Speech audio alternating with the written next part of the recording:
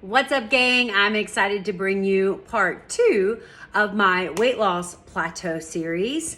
Hopefully you checked out part 1 where I talk about what is a true plateau and the 3 questions you should be asking yourself if you think you've hit a plateau. Really important to kind of go through that portion of this kind of plateau assessment first and foremost. Now, if you've gone through that full assessment and you say, Amanda, I am at a plateau, I know that to be true, and I am ready to break through it. What do I need to do? Well, weight loss is a complicated equation. It's not always about calories in versus calories out. It's not always about macros. It's not always about food choices. It's not always about exercise. So whenever I have a client that's really hit a true plateau, no weight loss, no inches lost, no change in body composition or how they feel for 4 consecutive weeks, we want to look at the big picture. So here are the things that you want to ask yourself if you've had a plateau. Number 1, how's your sleep? Sleep has a huge impact in your body's ability to recover and lose weight. If your sleep is really not optimal, it's going to impact your long-term results.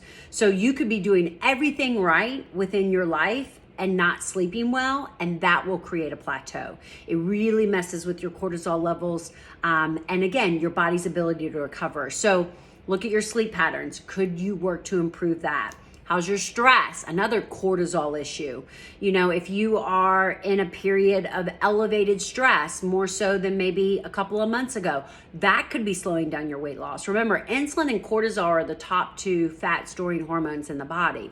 And stress elevates our cortisol. So you may be most beneficial in working towards managing your stress, implementing some meditation, implementing deep breathing, implementing yoga. Again, it's not a macro issue. It's not a food issue. It's a stress issue. So I like to have my clients assess that. What does your stress look like? How is your daily activity? How many steps are you getting a day?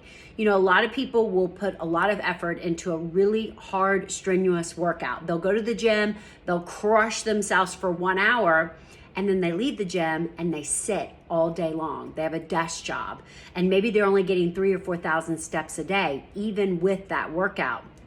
Daily activity is huge. Sitting is the new smoking, okay? The ability to get up, move around, and get that daily activity in is far more valuable than that 1 hour workout a day. Now, obviously the workout impacts your step count, but you need to look at that. Again, it may not be a food issue. It may not be a macro issue. It may be simply a daily activity issue. And that's why I think it's really important to track your steps. How many steps are you getting a day? If you're getting 4,000, aim for 5. If you're getting 6, aim for 7. Work your way up, but make an effort to be more active. I use an Oura Ring. I have a great review on my IGTV about it. I love it, but you may have an Apple Watch, you may have your phone, you may have a Fitbit, you may have a Garmin. Something that tracks your steps is a great investment. I know for me, my goal is 10,000 steps a day. And if I get to the end of the day and I see I'm at 8,000, what do? I go for a walk. Like, I make a lot of effort to get in that 10,000 steps. If I wasn't tracking it, then who knows how many steps I would get. So daily activity is really valuable.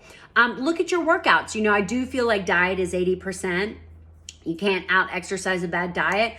But if you're crushing it in the gym, but yet you're crushing it the same way, with the same weights, with the same reps you were 6 months ago, then you might have plateaued with your fitness. You know, fitness is just like your body. You got to be mixing it up. You got to be lifting heavier, lower weights. You got to increase your reps if you don't have heavier weights.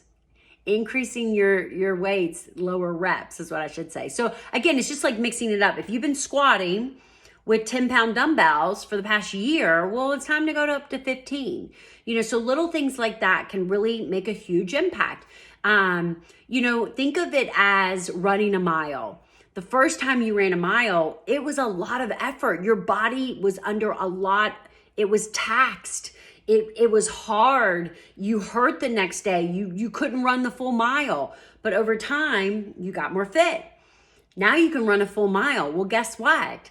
The metabolic, caloric fitness impact of the first time you ran a mile versus the 50th time you ran a mile is significantly different. It's easy for your body to run a mile now. It's not challenging, so now you got to challenge yourself. If you just have a mile to run, now you got to run it faster, okay? Or you need to run 2 miles now. You got to go longer, So things to think about with regards to your fitness. A lot of times we don't measure our progress, and we definitely want to do that. So sleep is important, stress is important, daily activity is important, exercise is important. The other thing that I'll look at is kind of like a breakdown of your macros, looking at that kind of summary of your macronutrients for like a week's time. Are you consistently hitting your protein goal? Remember, I talk a lot about that in Lean, how important that adequate protein is for fat metabolism.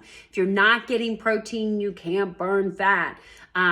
So you got to make sure that you're hitting that number. So maybe you've just been a little bit under and you're not quite hitting that every day.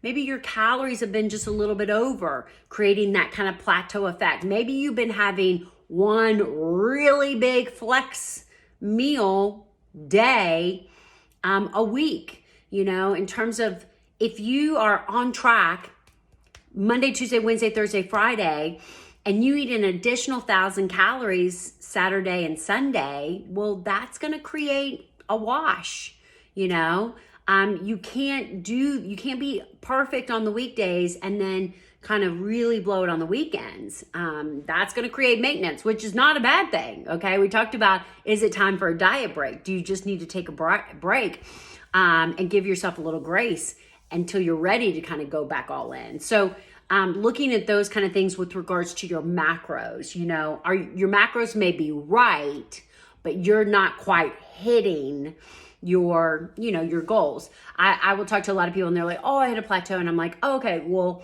have you been tracking over the last 4 weeks? And they're like, no, I haven't. And I was like, okay, well, I get it. Like, I don't feel like you have to track every day all the time, but typically, if you're not tracking, you're probably not being 100% honest with kind of all your food choices. So it's not a bad idea. Then I would say if you've hit a plateau, you haven't been tracking, start tracking.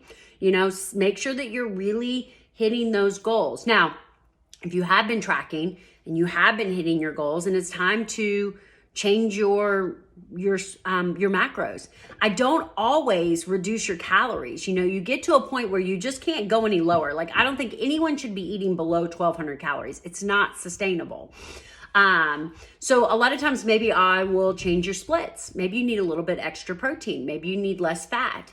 Depending on your exercise, depending on your activity. I find when people have less to lose, fat is more of an issue. We got to cut back on the fat.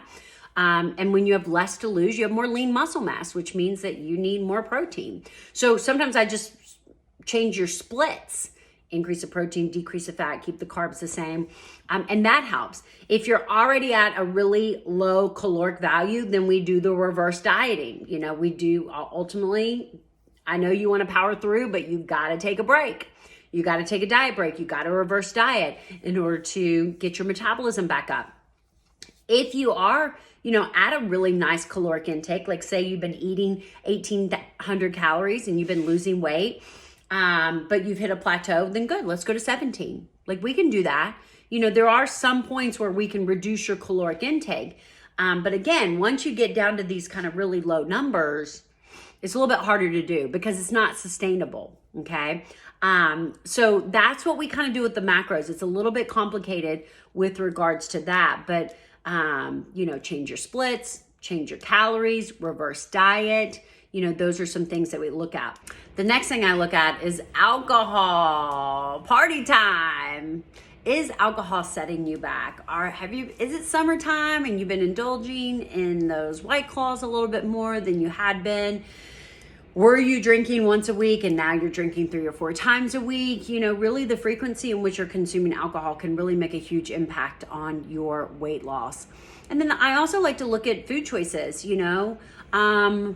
is inflammation driving your plateau? Are you not focused on whole food nutrition? Are you just kind of winging your macros, doing the whole if it fits your macros thing, where maybe you're eating kind of discretionary foods, but they fit your macros type of thing? Sometimes if we go back to whole food nutrition, we increase the fiber, we get quality protein, we load up on vegetables, it makes a huge difference with regards to your body's ability to burn fat. So we look at inflammation. So those are kind of like the checklists that I would go through if you've hit a plateau, and see what you really need to focus on and work on. Is it sleep? Is it stress? Is it step count? Is it, accelerating in the gym? Is it changing your macro splits? Is it reducing your calories? Is it reverse dieting? Is it alcohol? Is it food quality?